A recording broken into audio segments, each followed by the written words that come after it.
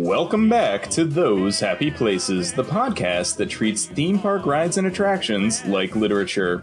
I'm Buddy Duquesne. And I'm Alice White. And this week we'll be talking about the connections that exist, or maybe don't exist, between rides based on larger universes and the universes on which they are based. But first, hey Alice! Yes, Buddy? I believe you and I both saw a film this weekend that has a connection to today's topic. That's right, I believe we did. This weekend, if you're listening in along with us and not years later in some sort of archive, this weekend in May 2018 saw the release of Solo, a Star Wars story, the second anthology film released set in the Star Wars universe, only loosely connected to the main storyline. You know, I imagine somebody in the far future, post-apocalyptic wasteland, stumbling upon this podcast and just wondering to themselves why and how, mostly. And what Solo, a Star Wars story was, because, what did you think of that film? I loved it. I really, really liked it. It was fun, and there was a lot of action and some romance and some twists. And I didn't know this before walking into the movie, but Paul Bettany was in it. And I really like him. Paul Bettany's like a main character, like a highly anticipated main villain. And you found out that he was in it by the second he walked on screen. Right. And you were like, oh, there's a Paul Bettany. Oh, Paul Bettany's in this movie. Yeah. I don't know how I missed it. I was so excited. I like the movie well enough too. There were some little things that I was like, that's a little too clever by half. And most of those things were what we're going to be talking about today, which is this idea of canon and storylines that kind of exist along a bunch of different media or in a series of media that kind of have their own histories and things. And I felt like how Han got his name, how his last name became Solo. I thought that was just a little too clever for its own good. I could practically feel the camera winking as that moment happened. Sure. And there were a couple of things like that, like, how Han and Lando meet and where his dice set comes from, and the reappearance of a once long forgotten villain, returning by the end. I don't want to get too spoilery.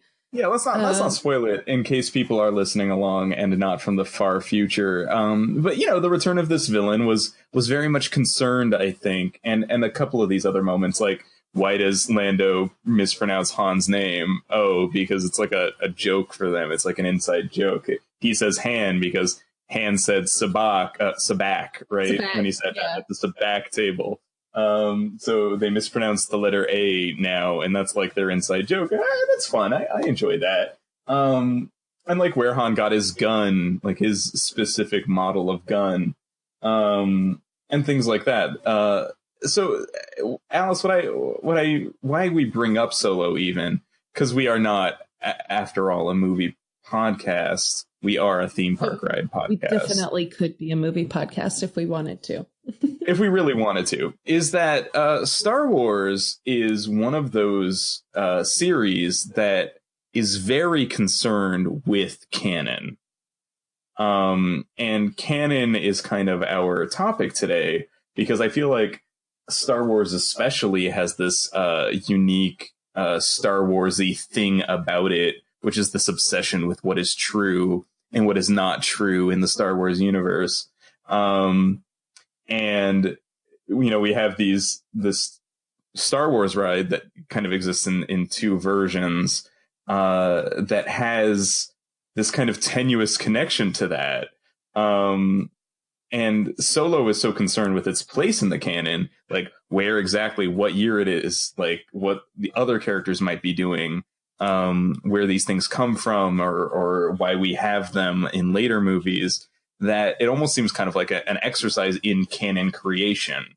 And that's so strange that we have a film that's like that. can't really think of a different or like a different time in movie making, especially in movie making, where this was a thing, where we were really, really into creating new canon for an existing story outside of maybe, like, I hate to say it, the Star Wars prequels, which were almost all about that. Right, establishing how certain characters know each other beforehand and where characters that we know got their starts, like going back to do prequels and filling in this gap is not something new to Star Wars. No. But it does seem pretty unique to Star Wars, at least with other movies that kind of get concerned with this sort of thing. They might relegate this canon creation to books or comics or maybe even TV series. I kind of remember young Indiana Jones being a thing, speaking of Harrison Ford characters. And that's a bunch of cheaply made, straight to VHS films, very short, not very high budget, not very highly publicized. Their place in canon is dubious because, like, do we really need to know the story of young Indiana Jones? And here we are with this big budget, definitely canon, placed in the universe Solo film, which is about the adventures of young Han Solo. And it's so strange to me that this parallel exists, Alice. It's so weird. Buddy, I think it's going to be okay. Okay. I just really love Star Wars. Listen, I love Star Wars too, but I think we have to get back on track. Right. So, Alice, do you want to get us started off about maybe what you're bringing to the table here when we're talking about canon? Absolutely. I want to talk today about the importance of continuity and narrative consistency. Buddy, you know this, but maybe our audience doesn't. I am a publisher and an editor. And I did know that. Oh, good. I'm glad that you remembered. I have my master's degree in publishing, specifically in editing. And as an editor, what's extremely important to me and to my job and things that I notice when I consume content is, of course, continuity and narrative consistency. And this might seem like a really obvious stance to take, because who's going to say they want things to be inconsistent, right? But if you're going to be constructing a narrative, whether you're writing a book or a screenplay or the script for a ride, it's important that your narratives and details remain consistent.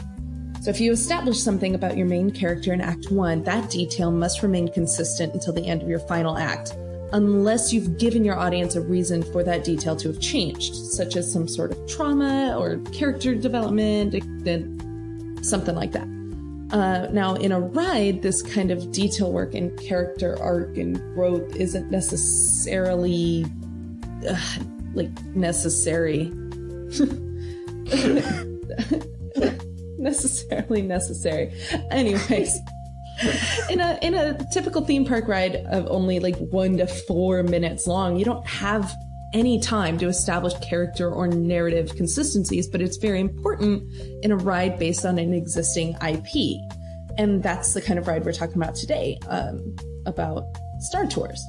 With an already existing canon as large as the Star Wars universe, what actions can Disney take with their rides to make sure that narratives remain consistent and that continuity is intact? And how, when they break it, which they do and we'll get to, how when they break it, can they hide or obfuscate the inconsistencies and make them feel as real to the audience as canon? So are we going to ignore the inconsistencies, or are we going to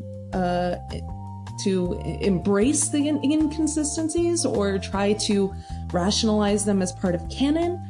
Or are we going to just criticize it and demand that it be fixed and be a bunch of angry fans? That's not really our style. That's not really what we're here to do, right? But right. Canon and the seeking of canon, I think, is an important part of being a fan. But we've said the word canon a lot over the course of the last couple of minutes, and I think it's time that we define canon and what canon means to fans, especially of film or literature or other media, including theme park rides. So Wikipedia defines canon as oh God. The material that is accepted as officially part of the story of a fictional universe. It can be contrasted against fan fiction, essentially. So if there's non-canon works, that means they are not truly part of the story. Alternate terms for this might be mythology, timeline, universe, continuity. And these are especially prevalent in things like comic books, where continuity and timeline are almost they're almost always in being referenced. They're almost always in play. We're always hearing about things that happened previously, or perhaps we're resetting the timeline, as is the case with DC Comics almost all of the time. Sure. Always starting over. When they reestablish a new universe, and then that universe has its own set of facts that are or are not canon to that universe. Right, and arguments over what is and what isn't canon have been wide-ranging and wide-raging for almost as long as Star Wars has been a thing. I mean, for those who revel in continuity, you've got to embrace that fact that there's like knowledge to be gained, and that knowledge is like valuable, and that the knowledge contains varying degrees of validity, so that there's canon facts that we take to be absolutely true, such as, in the case of Star Wars, the events of the films. But then there are lower levels of canon that perhaps have been removed, such as what are now referred to as Star Wars legends, or books that were written before the Disney buyout of Lucasfilm. As part of the expanded universe. Right, but those books were, at one time, accepted as canon, which is really fascinating when you think about it, that there are stories that are written and true to the universe that are then stricken out as untrue later, to be replaced by new stories that have in turn referenced those old stories and slowly brought in pieces of the old canon. It's really, really interesting, and it's funny because and I don't mean to bring such a heavy, important topic into it, but the idea of canon, I think, stems from religion, specifically Catholicism. It does. That's exactly where the word comes from. Right. So people take this, I would say, very, very seriously, because we're using this word that has to do with faith and truth, and what is and what is not accepted as something that has a spiritual importance as well. And for many, Star Wars almost has that level of importance. In some cases, it does. There's an actual Jedi religion, recognized by the United States government, because it's true. Like, there's so many things like Star Wars but in different parts of the world that have become as important to like cultural lexicon as Star Wars is to America. So is soccer to Brazil. It's quite literally an entire lifestyle to so many people, where it affects their decisions. It affects, well, I can't do this today because this is on, this game is on TV. This is, they gotta wear this shirt on this day because last time you wore it, the team won. Right. Actually, sports fandom is very similar in a lot of ways. It's very similar, and it's steeped in a little superstition, but entirely on this idea of faith, of being wholly committed to something that has given you joy and hope. And it is not completely ridiculous to say that just is Star Wars for so many people. It's become such an important part of their lives. Yeah, and I think that's, to kind of veer off a second into fandom and culture in that direction, it's part of why people take Star Wars movies so seriously, is because these movies definitely hold an especially important part of a lot of people's hearts and minds. And I think part of that stems from this idea of canon, that there are things that all of Star Wars can be known, that it's a living, breathing universe that you can very much live in if you so choose. And when parts of that universe seem to suddenly change or grow in directions you weren't expecting, the defensive reaction, while not necessarily valid, because after all, these are movies about space wizards, is understandable, at least. And look, I really love Star Wars. God, I really love Star Wars. But really, there's also this question of, when it comes to canon, we have the films and books and comics that are all kind of connected and understood to be canon.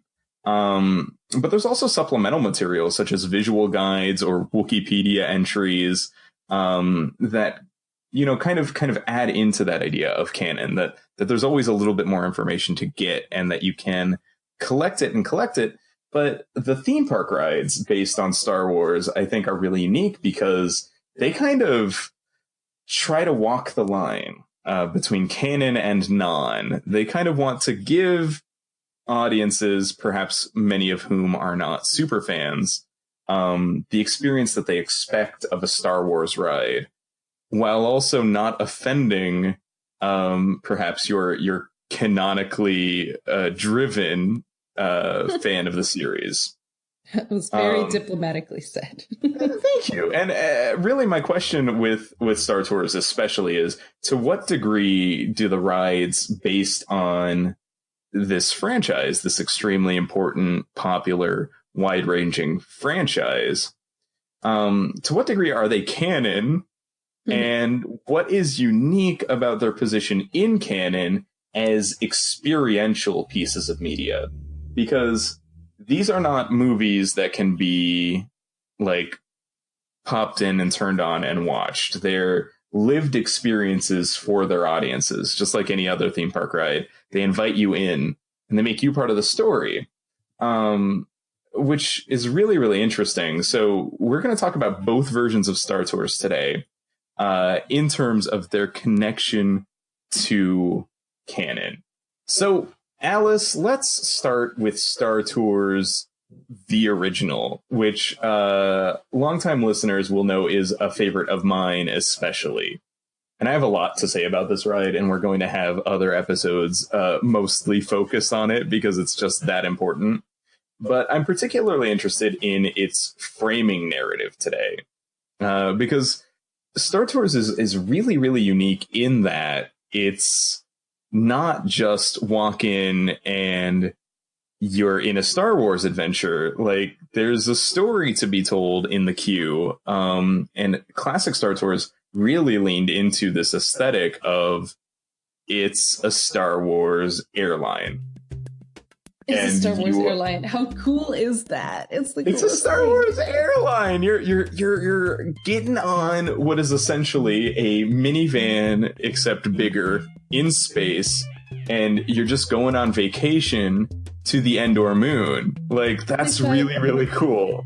That old safety video with the flight attendant with the really cool hair, and yeah, she's got basically a Princess Leia bun, but it's like big and only on one side. It's so cool, and it's just it's an airline, but it's Star Wars themed. It's so it's my dream. In the first part of the queue, there was this old video that basically showed off all the different Star Wars planets, which were only the Star Wars planets that existed up to 1988. So, Hoth, Endor, Tatooine, the Death Star, Bespin, Yavin, Bespin. So, kind of 5 or 6, a handful of planet, Dagobah. And they would show off these planets and they'd be like, here's a reason to visit Hoth. Hoth has presumably great skiing, ride a tauntaun through the snow, die if you stay out at night, Hoth stuff. It was like part airline, part travel agency, if you were in the Star Wars universe. And that was always really interesting to me because it stuck out as a weird detail that was a thing that really didn't feel Star Warsy.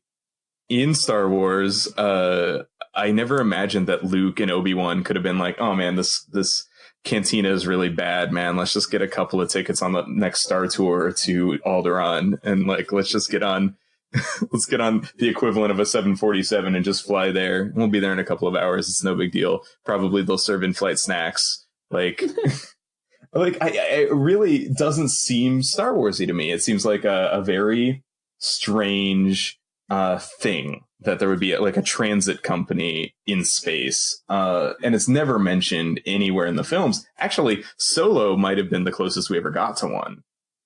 Which is they go to a Star Wars airport terminal, basically, to get off of Corellia. Security checkpoints and boarding passes and the whole. Yeah. And that's really not how Star Tours is presented, though. I mean, there are baggage checks. There's these conveyor belts above the queue that have some Star Warsy looking luggage that go past. The new droid does check the luggage with an X-ray. That's very cool.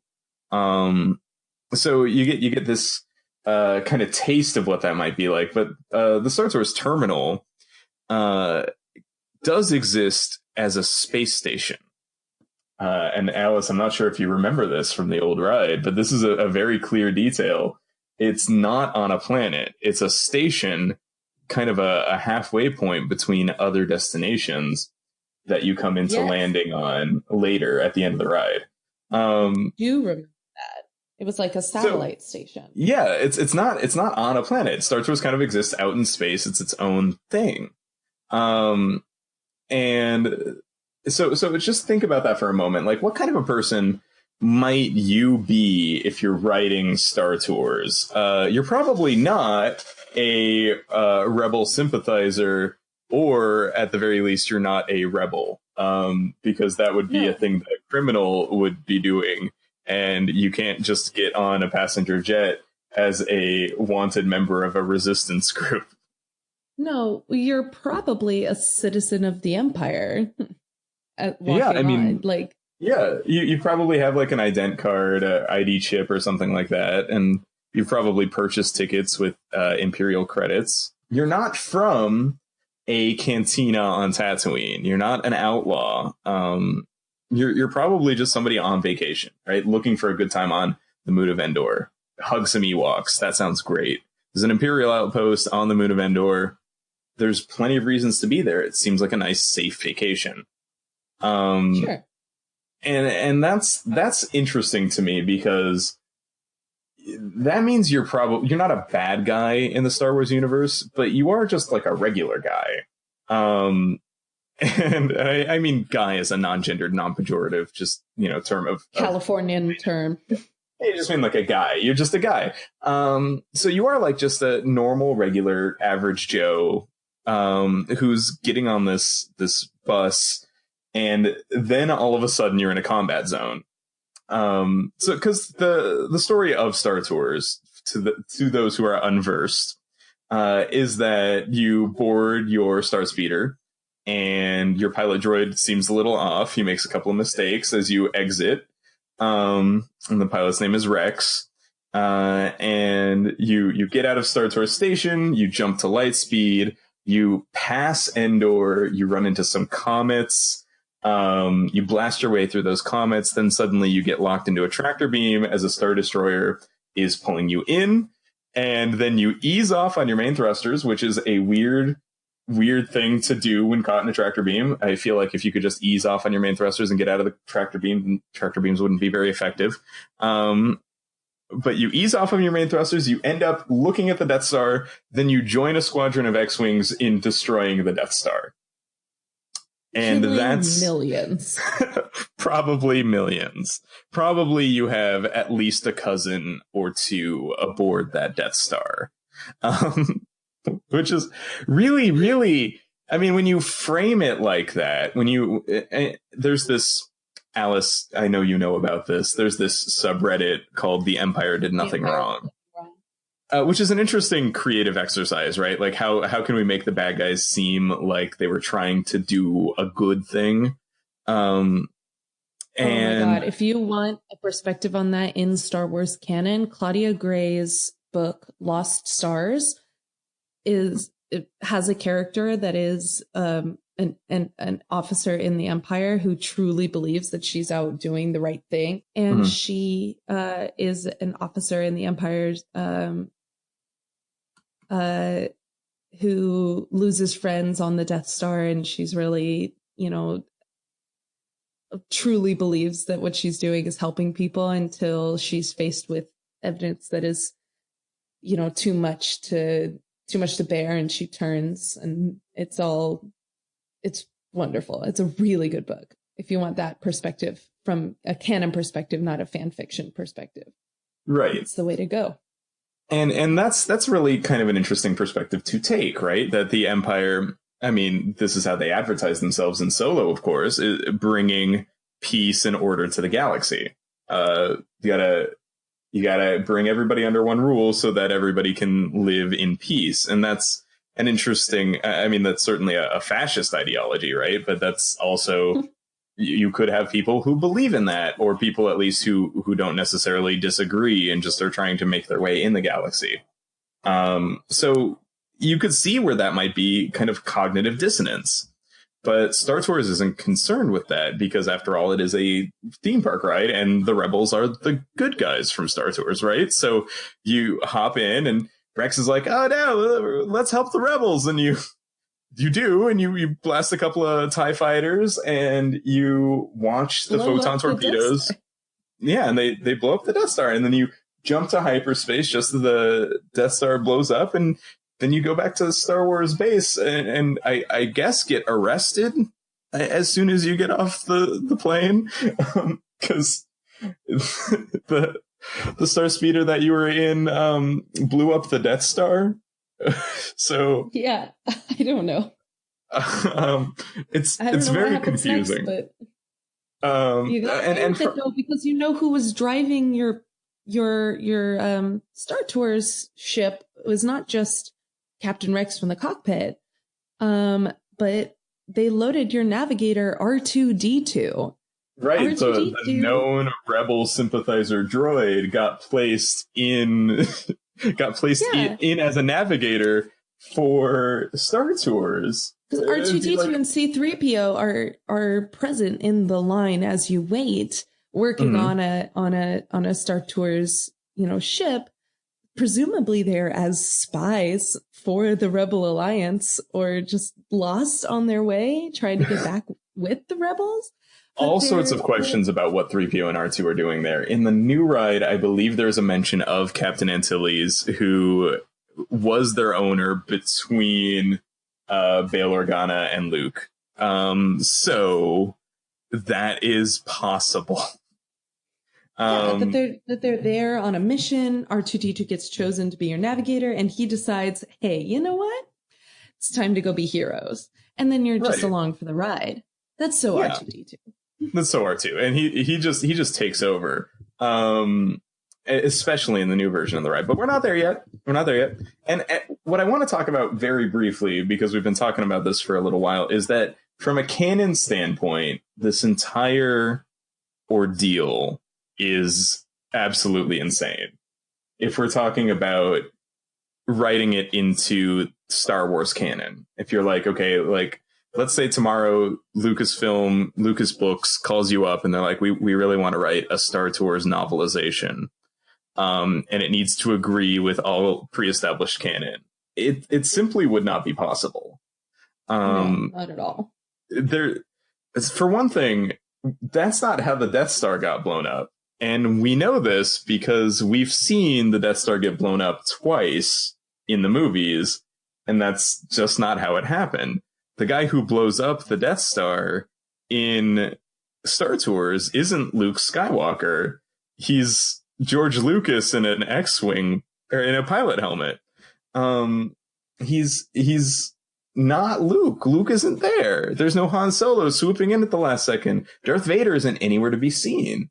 This isn't the Death Star trench run. It is a Death Star trench run, which I think is a really interesting condition to put it under. Yeah, maybe in the Star Tours version of canon, there was a third Death Star, and you're the third one responsible worst for Death Star. A third worst Death Star that the rebels just casually took out and nobody cared about. I mean, maybe, right? It's a big galaxy. The Empire is very powerful. They could build another Death Star next to Endor, which is where they built the second Death Star, and it got blown up.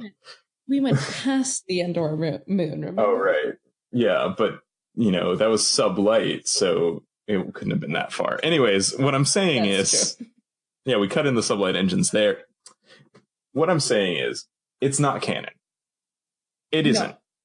No, right? It is not. And the question, I guess, Alice, is it important that it is canon, or that it has any relationship to canon? I don't think so. I don't think that's important. It's certainly a strange outlier for an IP that otherwise is so controlled as far as no, this is canon and this is not canon, and very measured in how they release content. But I think that it doesn't matter that it's not canon. I think that's interesting. Just a good ride. And when you set out to make a theme park ride, I feel like the first goal should always be to make a good ride, and to kind of add the details in a way that kind of makes sense and that the audience can agree with, and that frames the story really well. I mean, I really like the aesthetic of Star Tours, the original Star Tours, because it's kind of grungy. It kind of matches that 1970s style. And I really love, especially the way that the droids are designed. I'm a huge droid fan. And the droids lately coming out of the Disney movies, especially K2SO and L3, have been so cool. But I really miss Captain Rex so much. Because the droid with so much personality. And it's mine too. Alice, I gotta admit something to you. Do you have a second? Yeah, you know what? Why don't you just come on over here and step into my office? Yeah, are we about to have an aside? I think we are. Oh, okay. So I'm gonna go ahead and walk over to your office now. And I'm just gonna go I'm gonna take a few steps. Okay. And those steps are gonna sound like and then I'm gonna kind of trip and whoa, I tripped. But now I'm gonna sit down in your office and I'll go ahead and close the door. Okay. Oh, thank you. Alice, now that we're alone, I gotta tell you, there's a lot about Captain Rex, who is my favorite Star Wars droid ever, that really bugs me. And the most important line that he utters in the entire ride is, "It was my first flight, and I'm still getting used to my programming." Because I feel like that blows the whole Star Wars universe wide open in terms of droids in general. It also kind of doesn't really make sense, because right? Programming is programming, and you just do it. Right, it's a set of preordained conditions under which robots act a certain way. It's programming.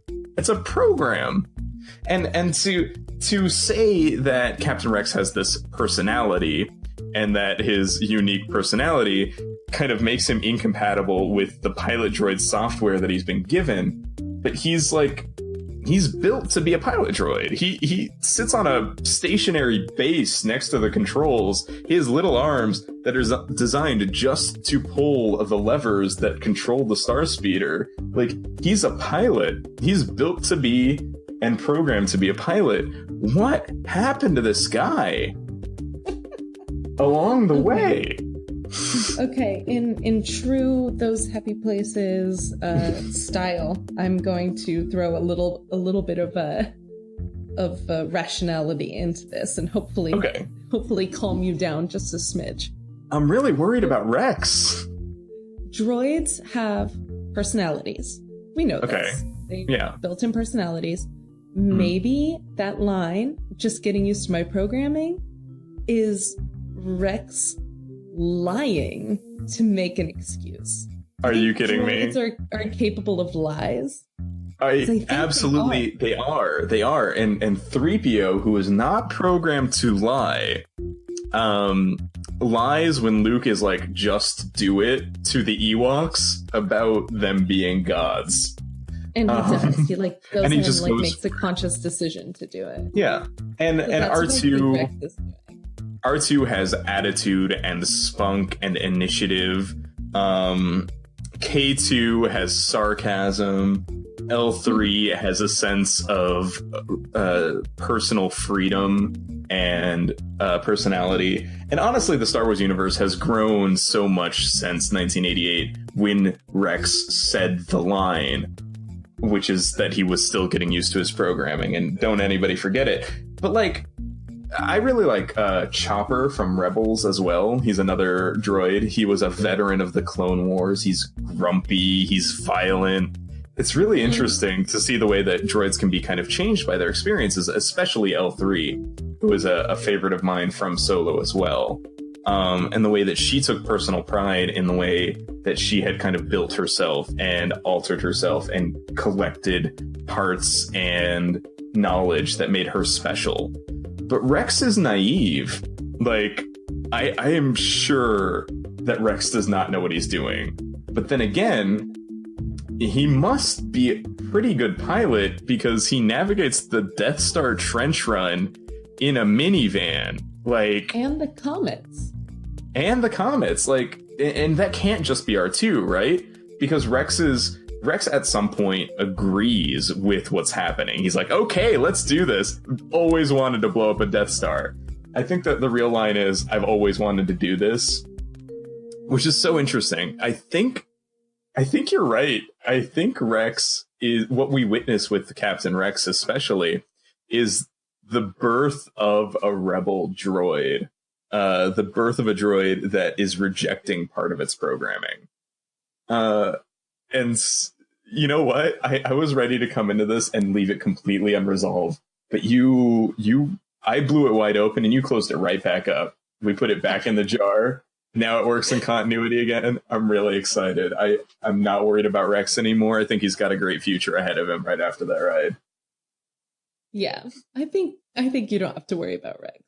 Thank you so much, Alice. I feel a lot better now that we've had this aside. No problem, buddy. Do you mind if we get back on topic, though? Yeah, let's do. So, Alice, we talked about the classic Star Tours and how it's pretty much not canon. Right. Now, I think we should move on to Star Tours: The Adventures Continue, which is the updated version of the ride, which includes 3D elements and this very cool variation system that will be the topic of another episode. Right. Variant rides deserve their own episode. Yeah, they deserve their own topic. But in this updated version of Star Tours, there's even more going on in terms of continuity. It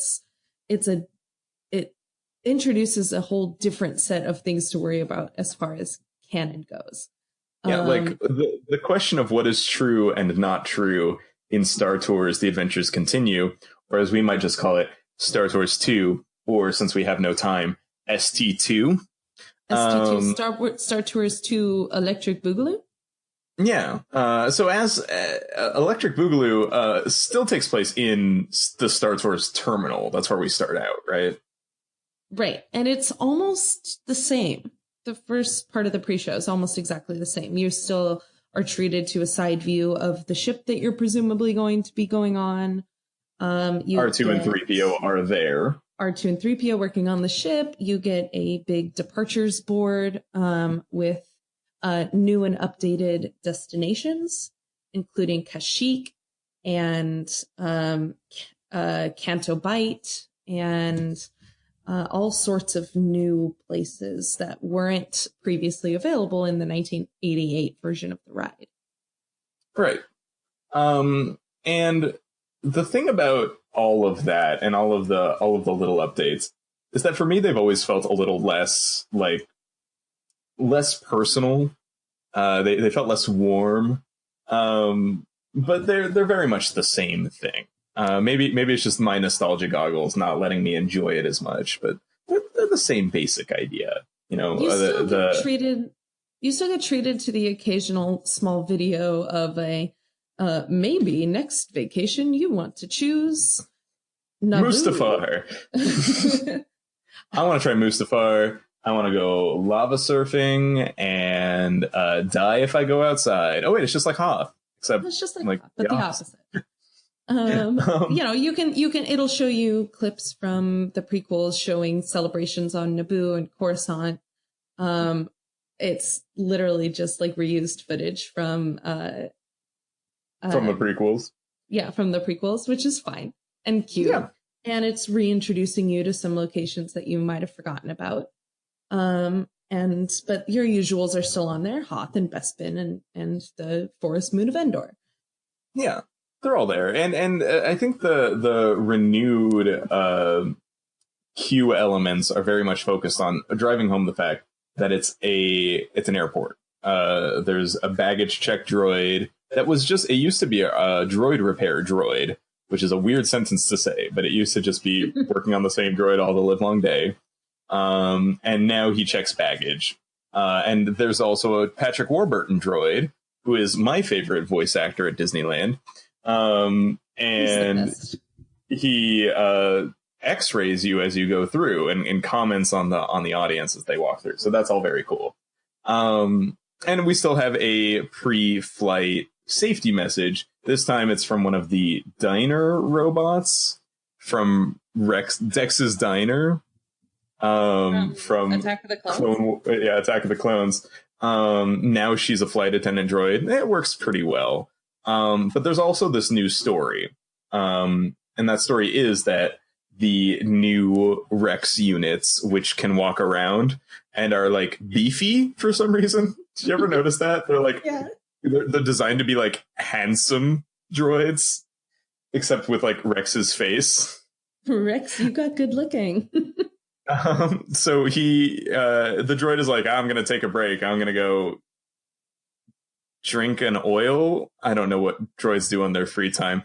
And 3PO is like, oh, Captain, you better come back soon. And then 3PO accidentally gets in the cockpit and ends up your pilot. So that's fun. I feel like it has a little less personality than having a pilot droid messing up and kind of like taking you on that adventure with them. But 3PO being there is nice and familiar, and it does make for a more Star Wars-y kind of milieu, for lack of a better word. Say milieu again. Milieu? How did you say it? Milieu? Milieu? Sure. It's très French, you know? Milieu. Yeah, sure. So 3PO ends up in the driver's seat, and R2, of course, is your navigator again. But there's a little bit more story this time, right? Well, there's more story and less story at the same time. It's really interesting. Right, because now you are, and this has changed a couple of times even since the updated ride. Now you suddenly are found in possession of a rebel spy on board. They single out an audience member, says you're the rebel spy, you know, and turns out you were a rebel ship this whole time. And it lets you kind of, instead of pretending that you're an Imperial, you know, you've been rebels all along. Yeah, you've been drafted into the rebellion. R2-D2 and C-3PO are your friends, and you recognize them and love them and go along willingly on the ride. And then there's the variant elements, which have kind of been cut back a little bit since right before the release of The Last Jedi, where they changed it, because there was like a certain number of beginnings, a certain number of middles, and a certain number of ends, and they would shuffle, and you'd have a different ride each time. But now it always ends on Crate, where The Last Jedi ends. Right, and that's really interesting, I think, because in this exact ride, in earlier versions, you could experience the assault on Echo Base on Hoth, and then you could experience a battle above Coruscant, and then you could end up on Naboo with the Gungans. With the Gungans. And these are all events that are from the films and familiar, sure, but they're supposedly separated by decades, and entire generations of characters. Like, very few people who were at the battle above Coruscant ended up at the attack on Echo Base, except for, like, Darth Vader, who is a robot man who uses the Force, I would like to remind you all. And also Wedge Antilles, who is apparently at every battle forever. Oh yeah, Wedge Antilles can never die. He's the only one that's in every battle scene in the original trilogy. Because he's the best pilot, and Luke Skywalker stole all of his glory by being a not robot man who uses the Force, and I will not let Wedge Antilles be forgotten. But, you know, in the ride, you can also meet Darth Vader, but you can also meet Kylo Ren. And they're not alive at the same time. And they're not alive at the same time, but you can meet them while sitting in the very same chair. Sure, not in the same ride, like not in the same ride instance, right? But Darth Vader can stop your ship, Kylo Ren can stop your ship. You can meet Maz Kanata, or you can have Yoda call your ship. And we never see them in the same place at the same time, though presumably they did live through the same decades. They were both like 900 people. Yeah, you can meet Finn and Poe, or you can meet Admiral Akbar. And yes, Poe did know Admiral Akbar, but this seems like a younger Admiral Akbar. Just my opinion. And so my question is this a time travel ride? And if so, what does that mean? I don't think so. I think just once again, it's a non-canon adventure. And maybe being too concerned with the canon of Star Tours is going to drive us insane.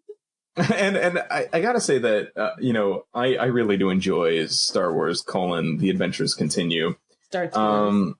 Right, Star Tours 2, Electric Boogaloo. But, the question for me is, like, okay, so you can have all of these iconic Star Wars moments, and you can line them up in a bunch of different orders, and that's very, very cool. And you can even throw new ones in as new movies come out, because the first time I rode the ride, once it had Crate, or even the first time I rode it and it had Jakku, and you meet Finn and you fly through the Star Destroyer, like... Oh, that is so cool. I clapped, I cheered, I was ecstatic. It's so cool that you can go to the theater and watch this movie, and then you can live those moments right then. After all, that's what Star Tours always was. It was your chance to live the trench run. More than anything for me as a kid, that's what it represented. It was like, I get to shoot TIE fighters. I get to be part of blowing up the Death Star. I love that scene in Star Wars, and now I'm in it. And that's so important to have. Yeah. And then to have the battle on Crate, and to have Star Tours run into Hux, and Hux be like, destroy them. And then you blow up Hux's walker. And it's so great. And it just makes you feel the energy and feel like part of it. And that's what Star Tours is. But then again, is that what Star Wars... Sorry, let me try again. But then again, is that what Star Tours needs to be? Shouldn't Star Tours kind of have its own story, its own kind of thing. Like it's a brand new Star Wars adventure where you get to do something different. Or couldn't it be that? Couldn't we have it have its own personality? I wonder why the choice was made to kind of remove it from continuity and place it into this kind of pocket dimension, and then almost always concern itself with showing you pieces of continuity. When really we could be exploring all new ideas. I completely agree. It would be really interesting to see if in the future they start adding scenes where you fly through a planet that you've heard of but has never been seen on screen before. You're like, here you go, here's this new place.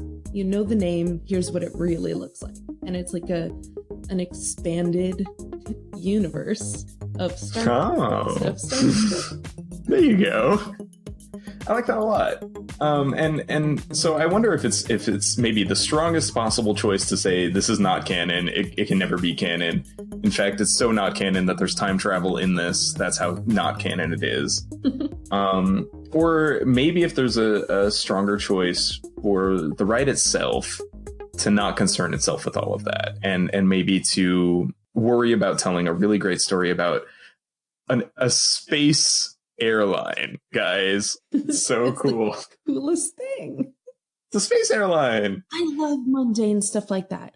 I do the same thing with like Harry Potter and all these other worlds where I'm like, yeah, here's what we know what our heroes are up to, but what was like the random dude, in Harry Potter, what were the Hufflepuffs up to? What were the Ravenclaws up to?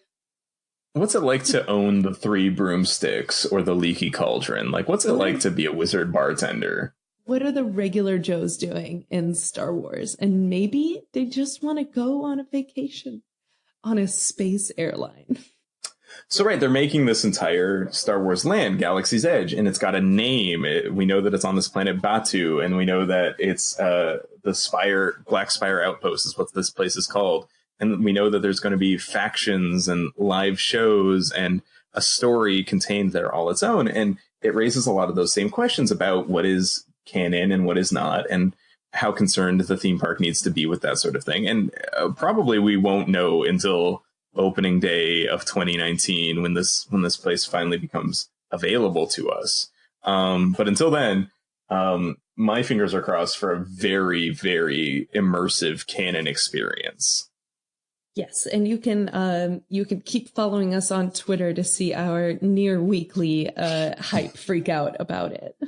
Near weekly, I'm near daily at this point. Every time they announce something new about it, I am completely 100% there.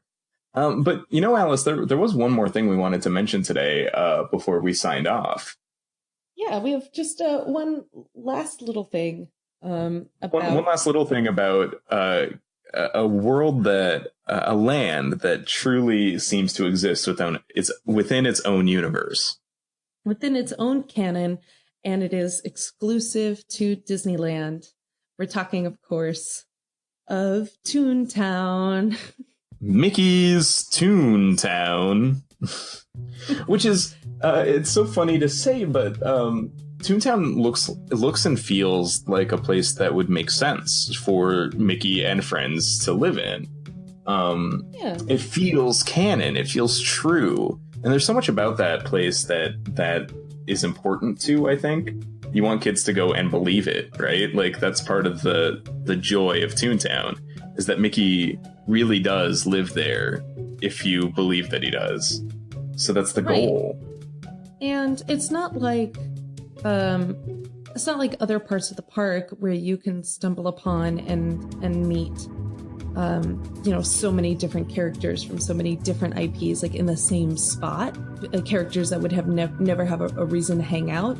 In Toontown, these characters are isolated, and you meet them in their home. You meet Mickey in his home, you can meet Minnie in her home, where you expect them to be. And there's no random character running around to break that canon or ruin that immersivity. Toontown is super unique and special in that way.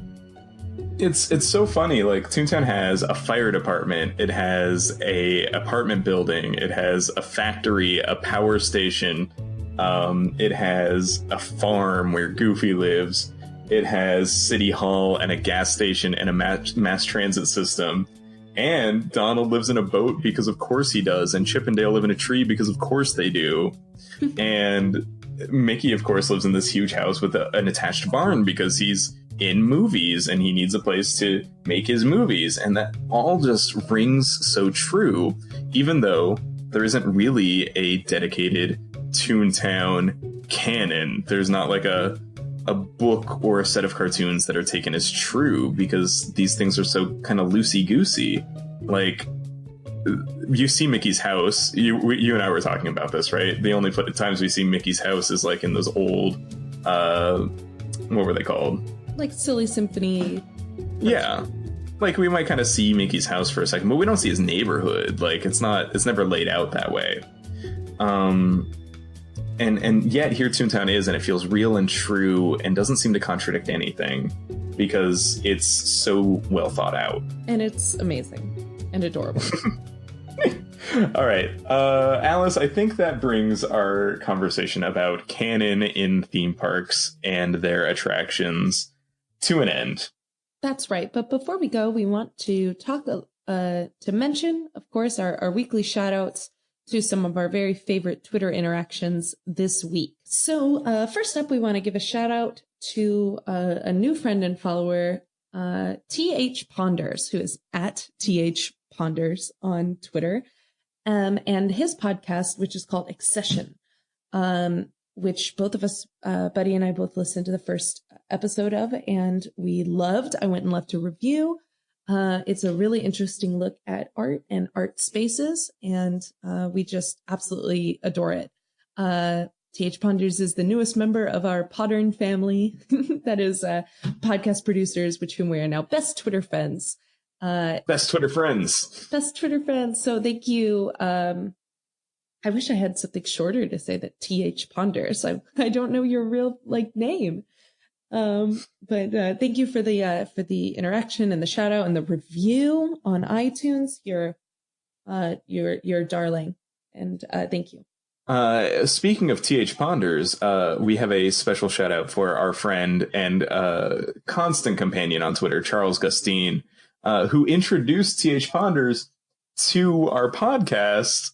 So now our Podern family is helping us grow our Podern family, and I'm just so excited for the ways that we podcasters are helping each other podcast more and better all the time.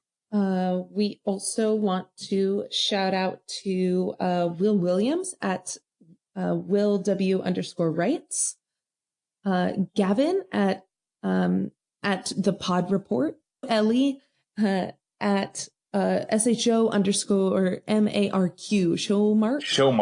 Showmark. To all of you for being very excellent podcast guides. You can check out their respective podcasts, Tuned In, Dialed Up, and Podcast Problems. Podcast Problems is a article series on problems that many podcasts have. What? And I was just reading it, and it is so informative and helpful, and it's actually helping us grow our audience and think about our podcast in new ways. So I really, really appreciate Will, Gavin, and Ellie for all of the great material that you guys are putting out for podcasters and for the community. Yeah, that's absolutely incredible. I've got one last very special shout out. I had a nice conversation with goes by P-Thug on Twitter, also known as @Herman22, who showed off their incredibly gorgeous Star Wars book collection, book and comic and other physical media. Has the collection of every single current Star Wars canon book and comic series on display. This absolutely beautiful bookshelf. I think I was reading that conversation. Wasn't P-Thug saying that he keeps it in chronological as best to his abilities? Chronological order. So not in order of release, but finds out where it sits in canon and then puts it in there on their bookshelf, which is just absolutely amazing. It kind of baffles me that you can kind of scan your shelf and pick an era, a time, and say, I want to read or watch or play from here.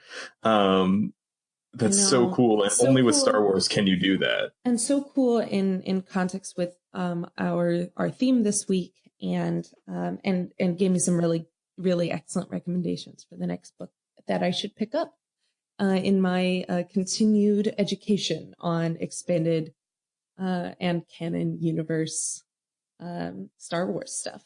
I thought I was a fan, but man, you guys all make me look really bad. But fandom is not a competition. It is not. Oh, and I'm just excited to know that there's so much more that I can experience for the first time. So thank you for those recommendations and the lovely conversation on Star Wars canon. And to everybody that we interact with on Twitter, thank you so much for shouting us out, following us, hitting like, retweeting, whatever it is you do. We really appreciate it. Any little bit helps. So keep interacting with us. It is the best part of being a podcaster. Absolutely. Thank you for listening to Those Happy Places. I'm Buddy Duquesne. And I'm Alice White. The research for this episode was done by Alice White and edited by Buddy Duquesne. This episode was produced by Alice White and edited by Buddy Duquesne. Our theme music is Golden Gate by the California Feetwarmers, featuring Phil Alvin. Find the Feetwarmers on YouTube or on their website, californiafeetwarmers.com. Additional music for this episode comes from Poddington Bear on the Free Music Archive. Check out his and other artists' work at freemusicarchive.org. And if you enjoyed this episode, be sure to subscribe, leave a review, and tell your friends. Send people to our website at www.thosehappyplaces.com and join us on our Facebook page at facebook.com/thosehappyplaces, where we're always talking about theme parks and ideas for future episodes. We're also on Twitter. That's right. I'm at Buddy_Duquesne. Duquesne is spelled Duquesne. And I'm at Alice White THP for Those Happy Places. Thanks for listening, and we hope you return to Those Happy Places.